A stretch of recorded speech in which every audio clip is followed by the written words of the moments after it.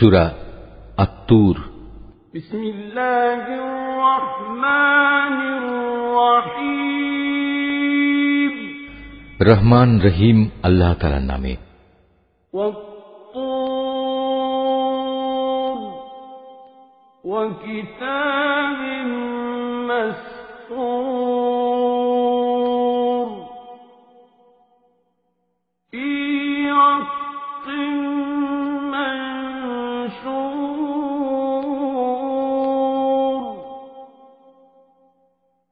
ওয়াল বাইতিল মা'মুর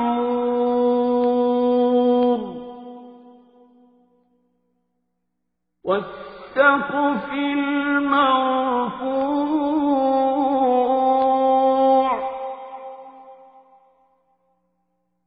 ওয়াল বাহরিল মাসজুর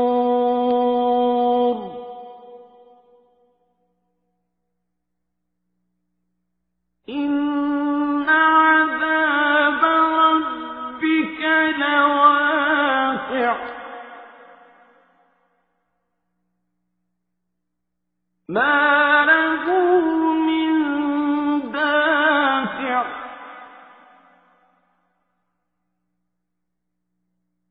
ইয়াওমা তামুরু আস-সামাa'ু মাওরা ওয়া তাসীরুল জিবালু সায়রা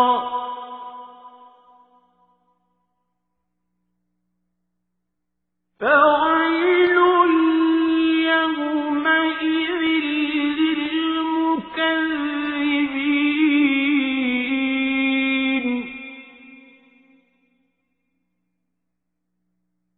الذين هم في خوض يلعبون। শপথ তুর পাহাড়ের, শপথ পাহাড়ি উপত্যকা অবতীর্ণ লিখিত গ্রন্থের, যা রক্ষিত আছে উন্মুক্ত পত্রে। শপথ বায়তুল মামুরের, শপথ সমুন্নত ছাদ আকাশের। আরো শপথ উদ্বেলিত সমুদ্রের। তোমার মালিকের আযাব অবশ্যই সংঘটিত হবে, তা প্রতিরোধ করার কেউই থাকবে না। যেদিন আসমান ভীষণভাবে আন্দোলিত হতে থাকবে, পাহাড়সমূহ দ্রুত গতিতে চলতে থাকবে, সেদিন দুর্ভোগ হবে একে মিথ্যা প্রতিপন্নকারীদের, যারা ক্রীড়াচ্ছলে অর্থহীন খেলাধুলা করছিল। ইয়াওমা ইউদউনা ইলা নারি জাহান্নাম দা'আ হাযিহি النَّارُ الَّتِي كُنتُم بِهَا تُكَذِّبُونَ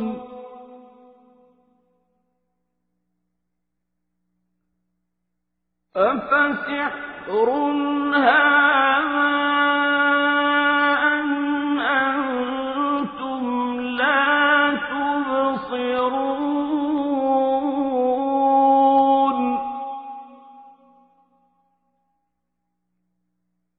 اصْلَوْهَا فَاصْبِرُوا أَوْ لَا تَصْبِرُوا سَوَاءٌ عَلَيْكُمْ إِنَّمَا تُجْزَوْنَ مَا كُنتُمْ تَعْمَلُونَ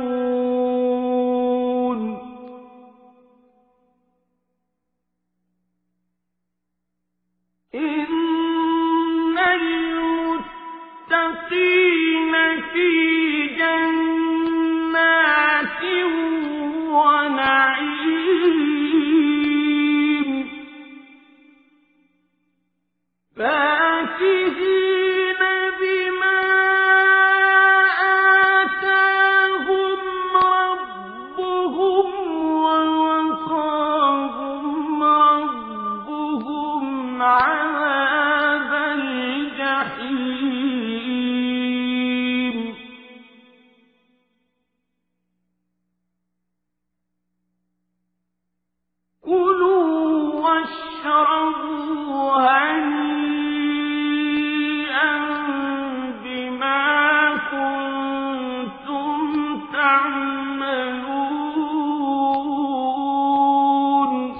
যেদিন তাদের ধাক্কা মারতে মারতে জাহান্নামের আগুনের দিকে নিয়ে যাওয়া হবে।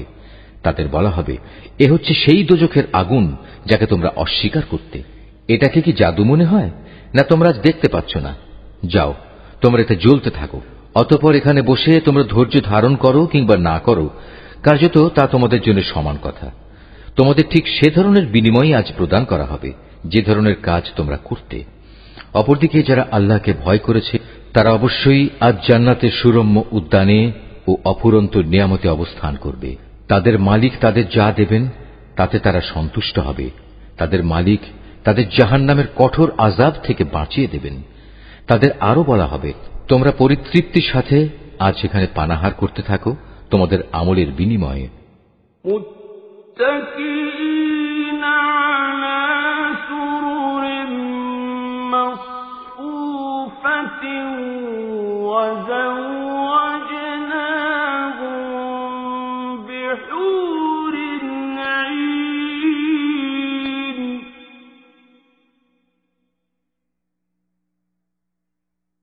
والذين آمنوا واتبعتهم ذريتهم بإيمان ألحقنا بهم ذريتهم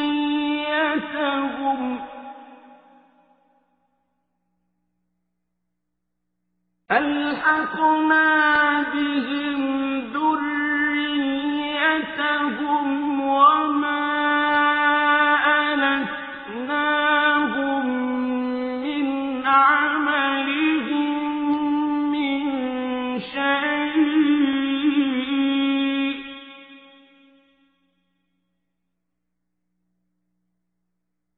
كل امرئ بما كسب رهين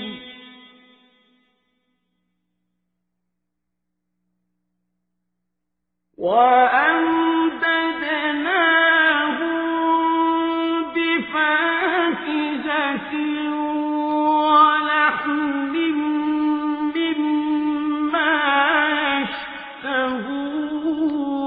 يشتهون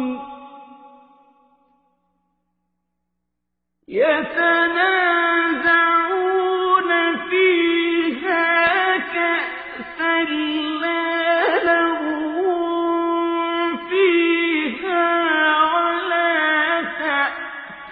تأثيم ويطوف عليهم غلمان لهم كأنهم لؤلؤ مكنون وأقبل بعضهم على بعض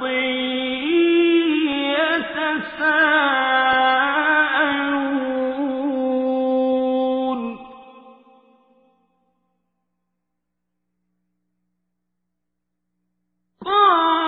قالوا إنا كنا قبل في أهلنا مشفقين فمن الله علينا ووقانا عذاب السموم إنا كنا من قبل ندعوه إنه هو البر الرحيم তারা সারিবদ্ধভাবে পাতা আসনে হেলান দিয়ে অবস্থায় সমাসীন হবে। আর আমি বড় বড় চোখ বিশিষ্ট সুন্দর হুরের সাথে তাদের মিলন ঘটিয়ে দেব। যেসব মানুষ নিজেরা আল্লাহর উপর ঈমান এনেছে এবং তাদের সন্তানরাও এ ঈমানের ব্যাপারে তাদের অনুবর্তন করেছে, আমি সেদিন জান্নাতে তাদের সন্তান সন্ততিদের তাদের নিজ নিজ পিতামাতার সাথে মিলিয়ে দেব। আর এজন্য আমি তাদের পিতামাতার পাওনার কিছুই হ্রাস করব না। বস্তুত প্রত্যেক ব্যক্তি নিজ নিজ কুফরি কর্মফলের হাতে বন্দী হয়ে আছে। জান্নাতে আমি তাদের এমন সব ধরনের ফলমূল ও গোশত দিয়ে আহার্য পরিবেশন করব যা তারা পেতে চাইবে। সেখানে তারা একে অপরের কাছ থেকে পেয়ালা ভরে ভরে পানীয় নিতে থাকবে। সেখানে কোনো অর্থহীন কথা ও কাজকর্ম থাকবে না এবং কোন রকম অপরাধও থাকবে না। তাদের চারপাশে তাদের সেবার জন্য নিয়োজিত থাকবে কিশোর দল, যারা এক একজন হবে যেন লুকিয়ে রাখা মণিমুক্তা। তারা একজন আর একজনের দিকে চেয়ে তাদের দুনিয়ার জীবনে কথাবার্তা জিজ্ঞেস করতে থাকবে। তারা তখন বলবে, হ্যাঁ, আমরা তো আগে আমাদের পরিবারের মাঝে সব সময় পরিণামের ভয়ে জীবন কাটাতাম, আর এ কারণেই আজ আল্লাহ তাআলা আমাদের উপর এসব নিয়ামত দিয়ে অনুগ্রহ করেছেন। সর্বোপরি তিনি আমাদের জাহান্নামের গরম আগুনের শাস্তি থেকেও রক্ষা করেছেন। আমরা আগেও আল্লাহ তাআলাকে ডাকতাম, আমরা জানতাম তিনি অনুগ্রহশীল ও দয়ালু।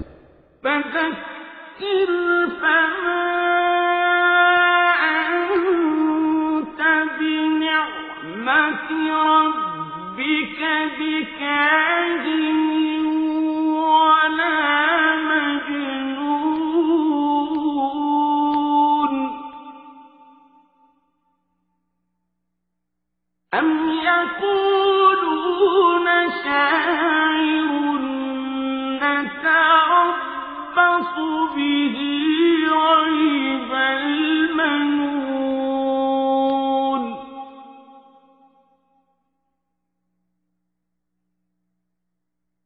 قل تربصوا فإني معكم من المتربصين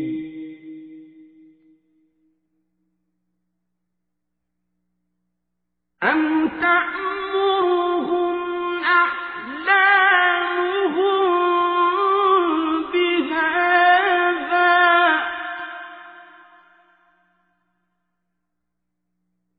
أم هم قوم طاغون أم يقولون تقوله بل لا يؤمنون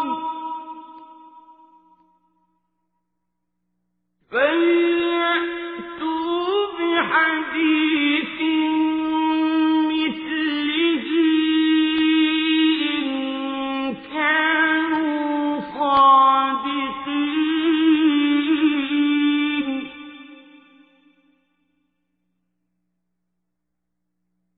أم خلقوا من غير شيء أم هم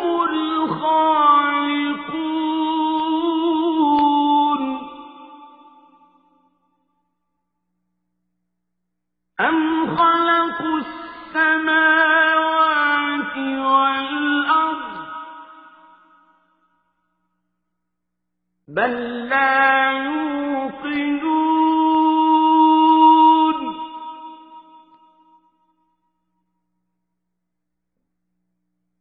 أم عندهم خزائن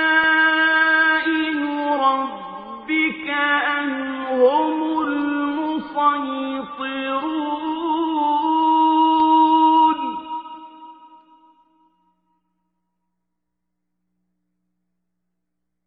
أم لهم سلم يستمعون فيه فليأت مستمعهم بسلطان مبين অতএব হে নবী, মানুষদের তুমি এ দিনের কথা স্মরণ করাতে থাকো। আল্লাহ তাআলার অনুগ্রহে তুমি কোনো গণক নও, আবার তুমি কোনো পাগলও নও। তুমি হচ্ছ তার বাণী বহনকারী একজন রসুল মাত্র। তারা কি বলতে চায় এ ব্যক্তি একজন কবি এবং সে কোনো দৈব দুর্ঘটনায় পতিত হোক, আমরা সে অপেক্ষাই করছি? তুমি তাদের বলো, হ্যাঁ, তোমরাও অপেক্ষা করো, আমিও তোমাদের সাথে অপেক্ষা করব। ওদের জ্ঞান বুদ্ধি কি ওদের এসব বলতে বলে, না আসলে ওরা একটি সীমালঙ্ঘনকারী সম্প্রদায়? অথবা এরা কি বলতে চায় সে রসুল নিজেই কোরআনের এ কথাগুলো রচনা করে নিয়েছে? সত্য কথা হচ্ছে এরা ঈমান আনে না। তারা নিজেদের কথায় যদি সত্যবাদী হয় তবে তারাও এ কোরআনের মতো কিছু একটা রচনা করে নিয়ে আসুক না। তারা কি কোনো স্রষ্টা ছাড়া এমনি এমনি সৃষ্টি হয়ে গেছে? না তারা বলতে পারে তারা নিজেরাই নিজেদের স্রষ্টা? না তারা নিজেরাই এই আকাশমণ্ডল ও ভূমণ্ডল সৃষ্টি করেছে? আসল কথা হচ্ছে এরা আল্লাহ তাআলার সৃষ্টি কৌশলে বিশ্বাসই করে না। তাদের কাছে কি তোমার মালিকের সম্পদের ভাণ্ডার পড়ে আছে, না তারা নিজেরা সে সম্পদের পাহারাদার সেজে বসেছে? অথবা তাদের কাছে আসমানে ওঠার মতো কোনো সিঁড়ি আছে যাতে আরোহণ করে তারা আসমানের অধিবাসীদের কথা শুনে আসে? তাহলে তারা আসমান থেকে শোনা বিষয়ের উপর সুস্পষ্ট কোনো প্রমাণ এনে হাজির করুক।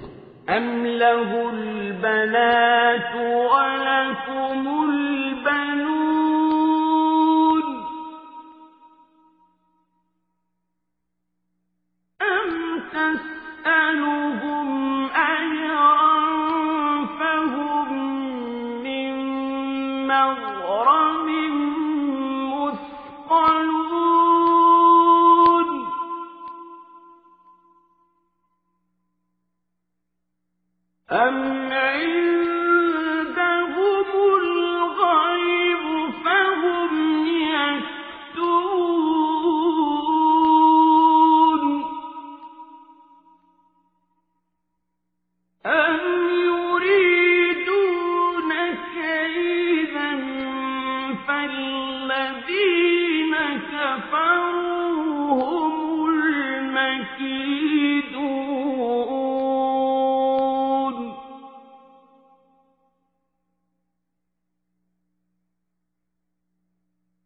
أم لهم إله غير الله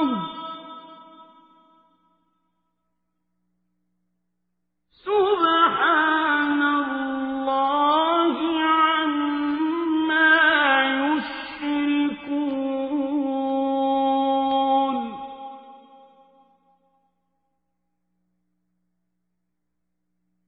وإن يروا كسفا من السماء ساقطا يقولوا سحاب مركوم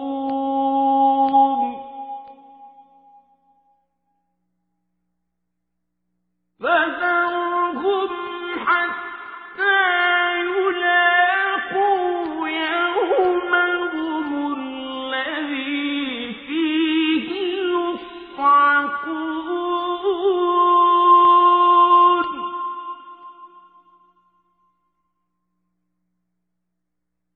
يوم لا يغني عنهم كيدهم شيئا ولا هم ينصرون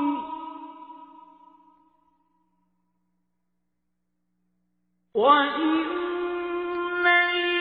للذين ظلموا عذابا دون ذلك ولكن أكثرهم لا يعلمون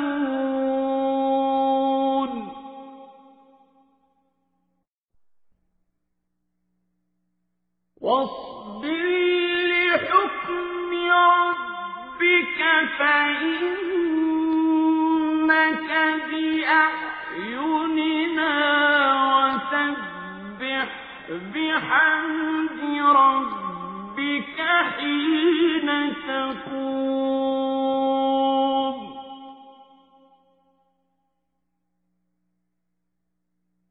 ومن الليل فسبحه وإدبار النجوم অথবা তোমরা কি আসলে মনে করো যে সব কন্যা সন্তানগুলো আল্লাহ তাআলার জন্য আর তোমাদের ভাগে থাকবে শুধু ছেলেগুলো? কিংবা তুমি কি আল্লাহর বিধানাবলীর তাবলীগের বিনিময়ে তাদের কাছ থেকে কোনো পারিশ্রমিক দাবি করছো, যা তাদের কাছে দুর্বহ জরিমানা বলে মনে হচ্ছে? অথবা তাদের কাছে রয়েছে অদৃশ্য জ্ঞানের এমন কিছু যা তারা লিখে রাখছে। না, এর কোনোটাই নয়। এরা আসলে তোমার বিরুদ্ধে কোনো ষড়যন্ত্র করার ফন্দি আঁটতে চায়। অথচ যারা আল্লাহ তাআলাকে অস্বীকার করে তারাই পরিণামে ষড়যন্ত্রের শিকারে পরিণত হয়।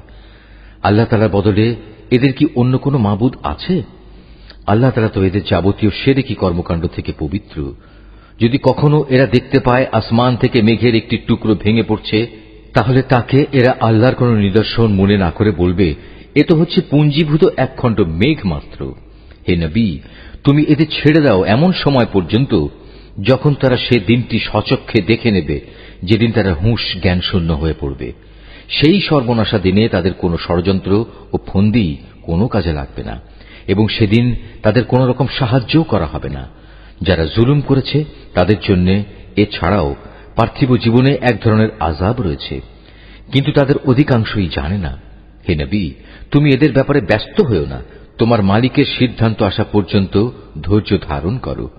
তুমি তো হামেশা আমার চোখের সামনেই আছো। তুমি যখন শয্যা ত্যাগ করে ওঠো তখন তুমি প্রশংসার সাথে তোমার মালিকের মাহাত্ম্য ঘোষণা করো। রাতের একাংশেও তুমি তাঁর তাসবিহ পাঠ করো। আবার রাতের শেষে তারাগুলো অস্তমিত হবার পরও তার মাহাত্ম্য ঘোষণা করো।